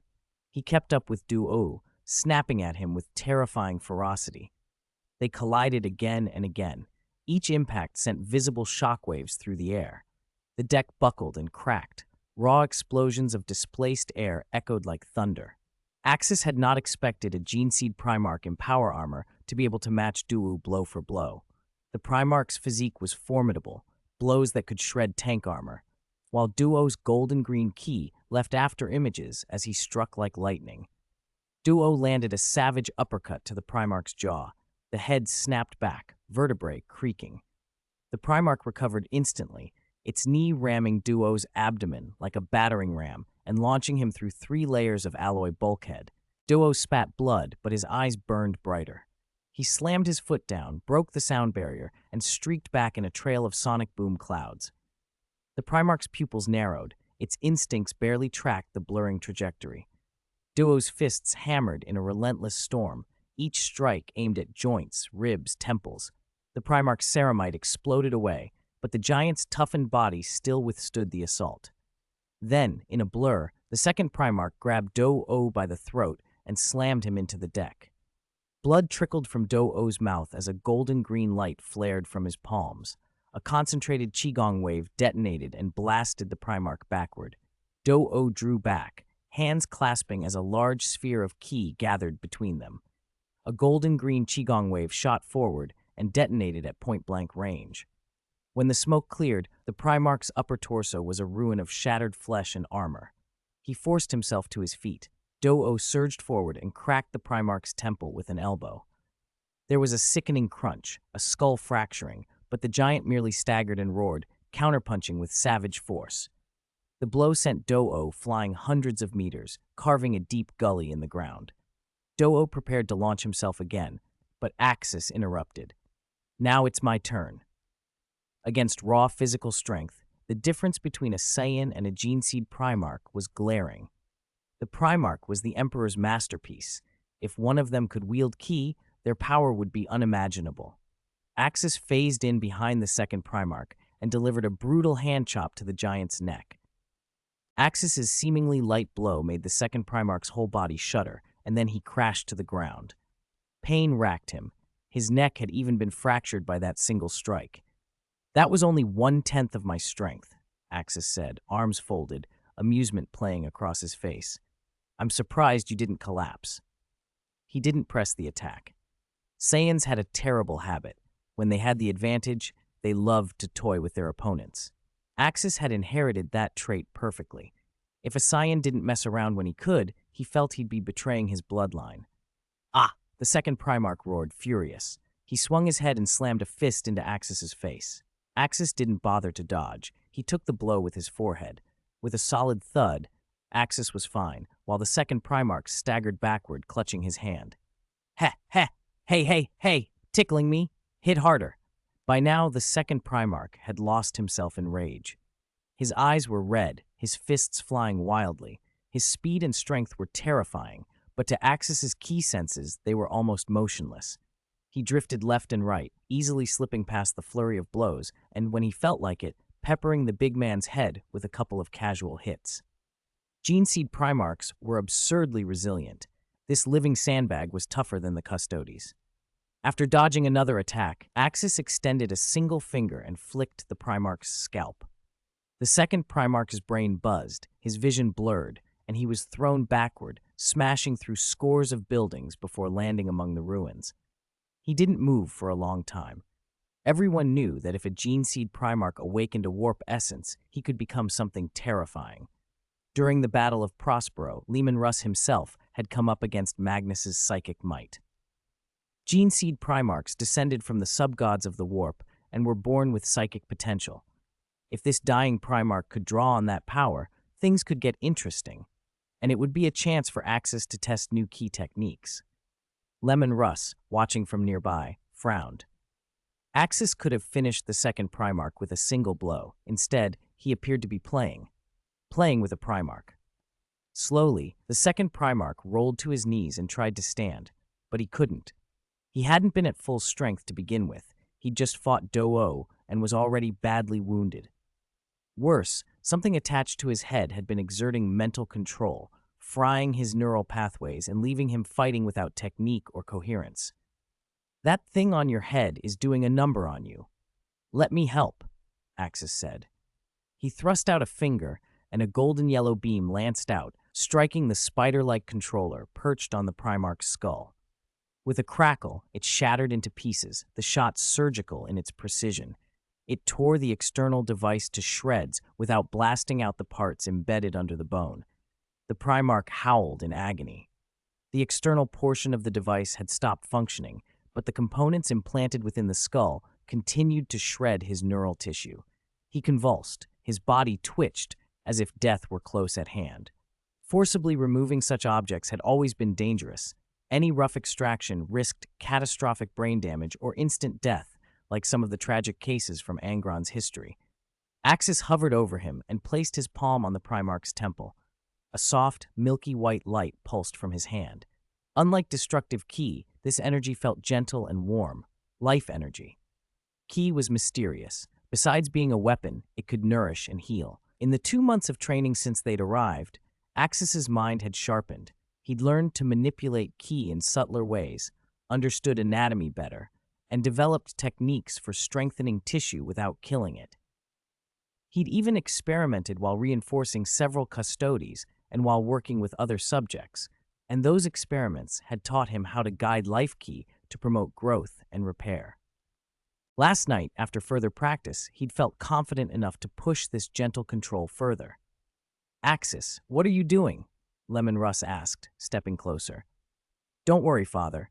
Stand aside and watch. I'm going to try to treat him, see if I can save your brother," Axis replied. He kept his palm pressed to the Primarch's skull, and the milky light flowed like a warm current into the damaged brain. Under the life Ki, the eroded nerve endings began to regrow like shoots in spring. Microscopic blood vessels knit themselves back together, and shredded neural pathways were formed into a denser, more resilient network. Cells absorbed the Ki and, reinforced, grew tougher. Slowly, the second Primarch's brain began to repair itself. A faint smile touched Axis's lips as he felt the healing take hold. The Primarch's condition, which had been perilously close to death, was stabilizing. 57. Amnesia. Hours later, the second Primarch's brain was completely repaired as if it had never been injured. No scar, no trace. Axis's experiment had been a success. After his chi shifted into a gentler attribute, its healing properties proved remarkable. It could not perform instant daily miracles, but it could slowly, steadily mend what had been broken. And this ability was brand new. It still held enormous potential. "You're incredible, my little wolf cub. You really didn't disappoint," Leman Russ said, patting Axis's shoulder with genuine surprise. This mission had been unbearably heavy. They had been sent to eliminate a brother, a gene seed Primarch of the Empire. Now that the Primarch lived, the Empire hadn't lost a brother. Losing a gene seed Primarch was equivalent to losing an entire Astartes legion. Russ had never expected that the cub he had taken in would possess healing powers in addition to destructive ones. Axis's Ki wasn't just destructive. It bordered on something like psychic power. Russ wondered what other abilities might develop. "I couldn't save the Second Legion's warriors who were controlled by the Raiden," Axis said. "This healing ability is still experimental. Fortunately, the subject had been a gene seed Primarch, with humanity's most terrifying recovery and resilience. If it had been an ordinary Astartes, Axis's Ki might not have been enough. Half of the Primarch's brain had been regenerated with Axis's energy. The tortures of that alien machinery would have killed a normal warrior. "It doesn't matter. As long as the gene seed Primarch lives, the Legion remains," Russ said. "There are still a few hundred survivors. Once they're recovered, they can serve as the seed to rebuild the Second Legion. It will only take a few decades." Astartes were mass-produced soldiers. The implantation surgeries targeted teenagers aged 12 to 16, and the success rate at that stage was extremely high. As long as a gene seed Primarch existed, the Legion could be recreated. By now, the ship should have noticed we've gone, Axis said, looking at the two cultivators. He and the Wolf King had been gone 7 or 8 hours. With the commotion on the planet, the people aboard the ship would certainly be searching. The two cultivators' greatest future use was to strengthen the Astartes of the Wolf Guard. They couldn't increase their combat power through cultivation. Their abilities were fixed. Their main role would be to produce cultivator seeds. Send them back to my landing craft first. I'll pilot it back with you later, Russ said. Axis nodded and gave the order. You two, return to the previous landing craft and hide inside. Do not come out until I give the command. Yes, Master, the cultivators chorused. Yes, Father, the other added, and both hurried to the landing craft. A few tens of minutes later, the second Primarch blinked open his eyes. He sat up, looked around, and scratched his head, dazed. Russ walked over and embraced his brother, pounding him on the back. Ha ha, brother, this is wonderful. I thought you were gone. I'm so glad you're back. Be careful next time. Don't fall for those damned aliens' tricks, Russ laughed. The Primarch stared at them with a lost expression. Who are you? Are you my brother? Who am I? There were fragments of basic knowledge in his mind. He could speak, but the rest was blank. He seemed to have lost his identity. Axis, what's happening? Russ asked. Axis shrugged. It was my first time healing the brain. Some after effects are normal. If he hadn't healed him, the Primarch's brain would have decayed completely. Axis's chi had repaired what it could, and the Primarch's indomitable vitality and regenerative capability had pulled him back from the brink. Given that half the brain had been regrown, some memory loss was not surprising. Are you my brother? Did you save me? What happened? The Primarch asked, turning between Axis and Russ. He could feel phantom pains from his head, but remembered nothing else.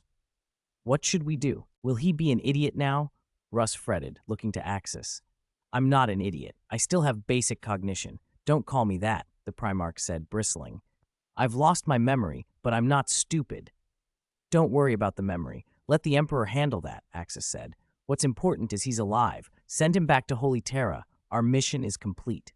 Russ nodded. If the man wasn't mentally broken, that was enough. Tell me what's going on, the Primarch asked. You're talkative now. Before you were silent, Russ replied. Here's the short version. We are brothers, both gene seed Primarchs created by Father. You'll return to the ship with me. You still have a few hundred gene seed offspring who weren't infected by those aliens. Soon your legion will be rebuilt. And you should thank Axis properly. If it weren't for him, your brain would have been lost. You'd be dead. The Primarch nodded slowly. At that moment, a flotilla of landing craft descended. The lead craft opened, and Kasha strode out flanked by a squad of custodes, her face stormy. Axis, she snapped. You actually acted without permission? Kasha stared, stunned. He single-handedly took down tens of thousands of Astartes. I did not act on my own initiative, Axis said. Everything was done under the Primarch's command. And remember, I am your superior. I give orders, not receive them. You need to accept that. You're questioning me now? Are you serious? Kasha shot back. I am a custodian, captain of the custodian guard, and you are a psyker assigned to me by the Emperor. No matter how powerful you are, you have no right to command me. For a moment, Kasha had no reply. Officially, as the Emperor's daughter, she should have obeyed Axis, but habit and rank made the argument bitter.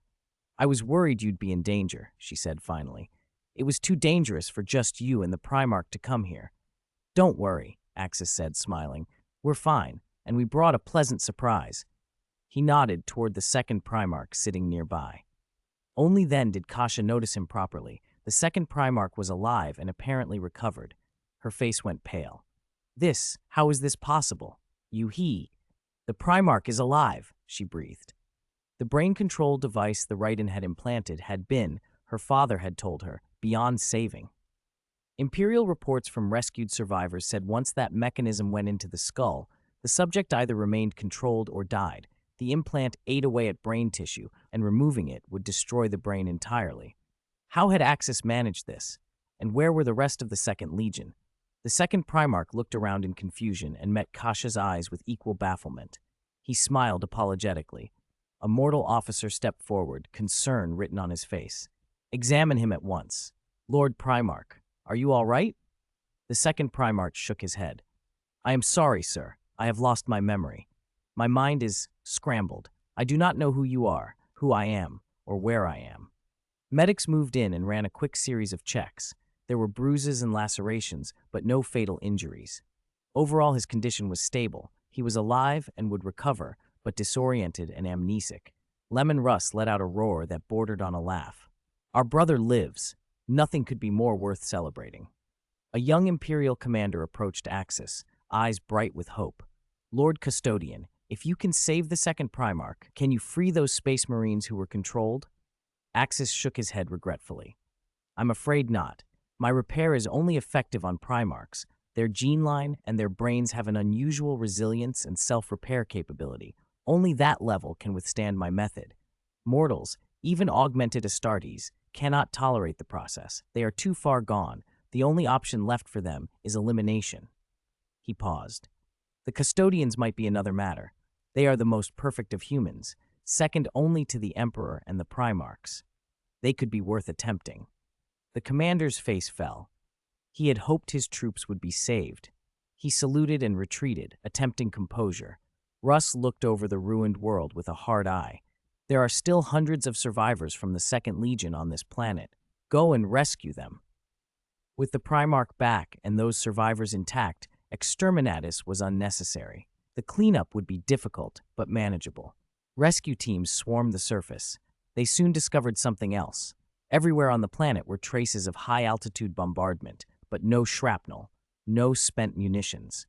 The pattern of destruction was like shelling from above, but nothing in orbit had fired upon the world. The mortal scribe who recorded the campaign frowned. The evidence did not fit any known weapon. An Imperial civil officer hurried up to Axis and Leman Russ. "Lord Custodian, Lord Leman Russ, I must file a detailed battle report. Please state what methods or weapons were used to defeat the enemy." Axis's expression hardened. "That information is Imperial secret. You do not need it, and you have no right to ask. Your duty is to record that the mission is complete." The 16 custodians with Axis turned toward the official as if a wall of stone had moved. The man visibly trembled and, with a muttered apology, backed away. "Very well. Imperial secret," he said and left. Hours later, the sweep finished. Kasha walked up to Axis, her mind still racing. Apart from a few hundred survivors, everyone on the planet was dead. "You eliminated the Astartes on this planet?" she demanded. She could barely get the last words out. "You did it alone? With your chi?" Axis nodded coolly.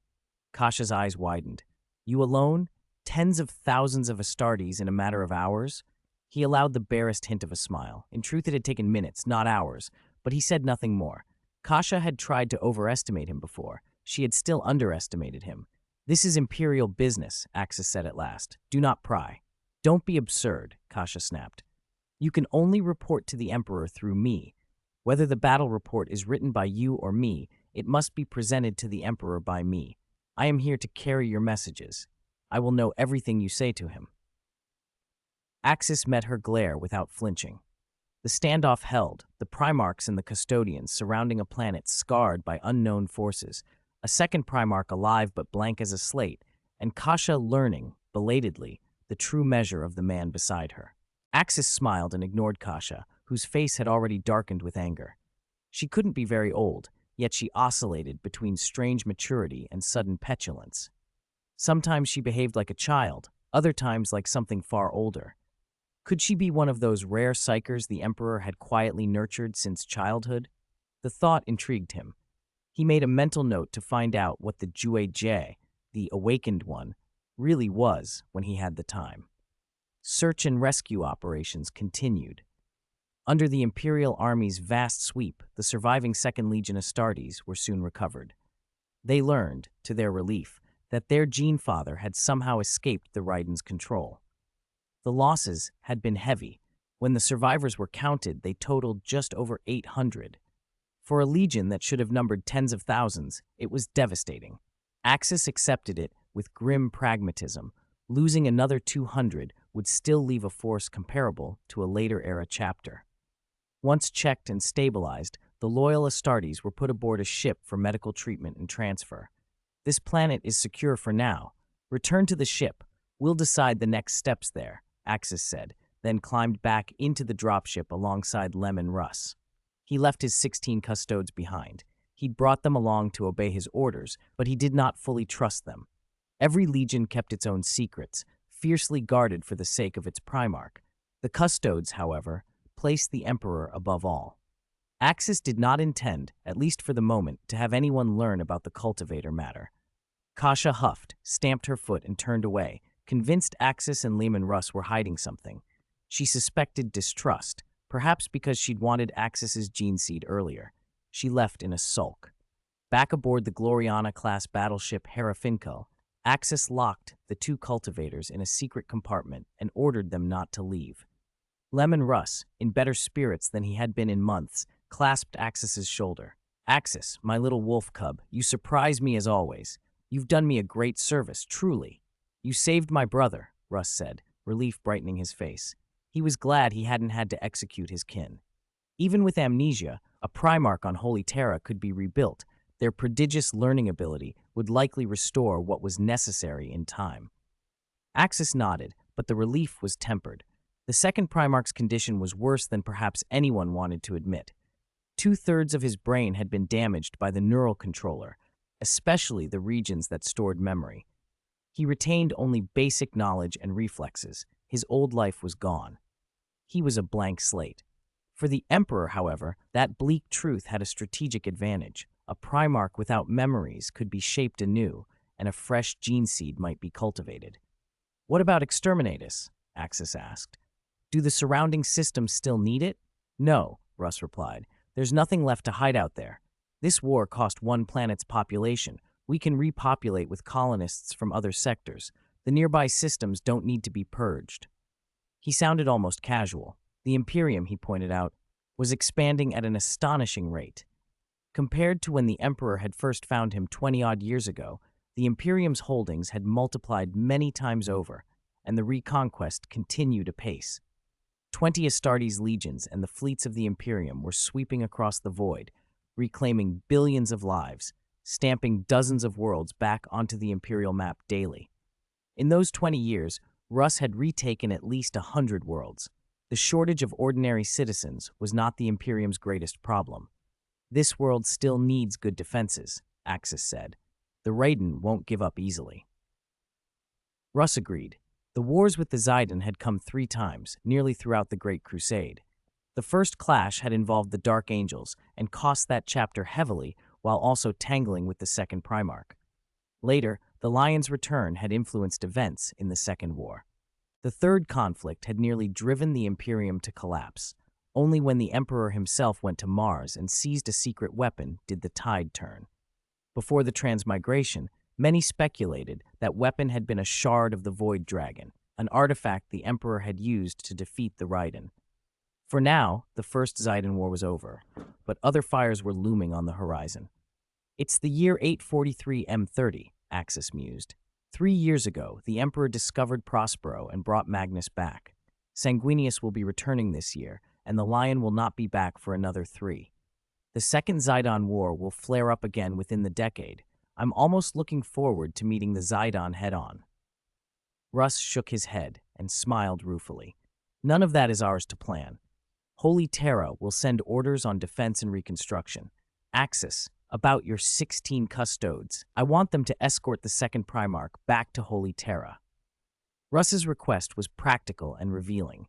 He trusted the custodes' duty more than any other safeguard. If the Primarch were escorted by the Emperor's guardians, there would be no risk of leaks or factions manipulating the boy.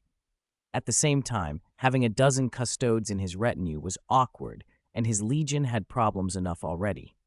"What worries you?" Axis asked. "Are the wolves?" Russ's expression turned serious. He lowered his voice. "There's something I need you to know. Don't tell anyone but the Space Wolves. This is our secret." He paused, then said the words slowly, like a confession. "My gene seed carries a grave flaw. When my sons undergo intense combat stimulation, some can change. They become werewolves." Axis listened, motionless. "Fenris has no natural wolves," Russ finished quietly. The monsters are not born of the land, they're born of us. Werewolves. There are no wolves on Fenris.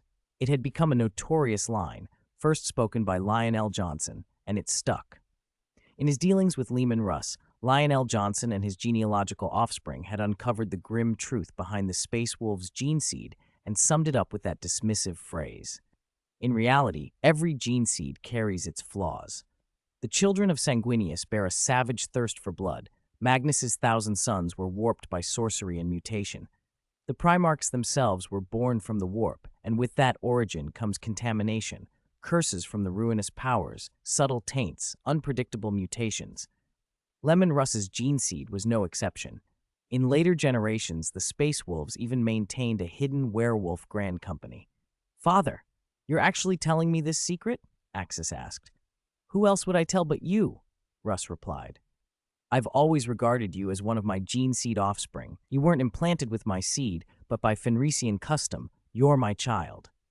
Trust ran deep in Russ's voice. He believed Axis utterly. Axis would never betray the Legion's secret. His own cultivation, and the identity of his master, was hidden for a reason. "Thank you for your trust, Father. Don't worry. I won't leak anything." Russ leaned forward. "There's one more thing. I want you to try to use your key to ease the werewolf transformation that runs through my Legion. Right now, you are my only hope." Axis swallowed. "I'll do my best. My understanding of key is still crude, and this is a gene seed problem, likely a warp-born mutation. I'm not sure key can treat it." Axis could have said no and meant it. The affliction was rooted in the gene seed itself, maybe even a direct corruption from the warp, and Axis's current command of Kai might not reach far enough. Still, Russ's hope was sincere. After seeing Axis heal the second Primarch earlier that day, he had clung to the idea that Ki might be the last chance. Warp magic could not be trusted. This kind of genetic problem required something else. "You can take your time," Russ said. "It isn't erupting everywhere yet. My gene seed brothers can still hold it at bay if their will is strong and they don't slip into berserk rages. I just want you to study it, see what you can do." "Understood." Axis bowed his head. "Maybe someday, when I've mastered godlike power, I can purge the mutation entirely." In the back of his mind was a question he didn't voice aloud. Did the Emperor know? Had the High Lord been unaware of the flaw, or had he chosen to ignore it? Russ tapped his fingers thoughtfully. "Those 16 custodians who escorted the second Primarch away, they can't be allowed to come back. If they return, they'll uncover things the Imperium cannot know. And that female psyker, she's tied to the Emperor. She won't simply be sent away." "The custodians can be diverted," Axis said, "but Kasha, she's the Emperor's liaison. She can contact him at will. I can't tell her to leave. Besides, someone with that line to the Emperor is useful to have nearby." "Then send the custodians elsewhere for the time being," Russ decided. "Keep the female psyker here, but put her in a private suite. Psykers transmit messages. They aren't usually granted free rein. That should let us hide some things for now." "She's not ordinary," Axis warned. "Her name is Kasha. She claims to be a Juge, an awakened one. I don't know what that means, but she says her psychic power is immense. She boasts she's the third strongest psyker in the Empire, second only to the Emperor and Marcardo. She can alter the memories of everyone aboard a battleship." "That is impressive," Russ said, amusement and skepticism mixed. "But she is not the third strongest. The strongest is the Emperor, of course. The second is not Marcardo, whoever that is, but my brother Magnus. He was only discovered a few years ago, yet his powers are enormous. Even as an infant, he sensed his origins. On his home world, he could speak with Father across vast distance by psychic means. Father himself tutored him through such contact." Axis pictured the man who had detonated the webway with a psychic call. Magnus's reputation was already legendary. Russ continued, "If you have the chance, I'll introduce you. Magnus studies sorcery and the warp. He might provide insights into what you call Kai. The two are different, yes, but they could spark useful ideas if compared." Axis smiled without answering. On the surface, psychic energy and Ki seemed similar. Both could destroy or heal, but their natures diverged sharply. Ki was an internal current, born of bodily strength and cellular vitality. The stronger the body, the more Ki could be generated. Warriors trained their flesh to amplify that force. Psychic power drew its strength from the warp, that storm of raw emotion and possibility, and with it came peril. One misstep with warp sorcery could cost far more than a failed technique. Still, a meeting with Magnus might be fruitful. Perhaps the Primarch could help Axis understand the essence of his own soul. Was it truly as weak and unremarkable as his tutor Marcardo claimed? Axis thought of life and afterlife in the worlds he knew.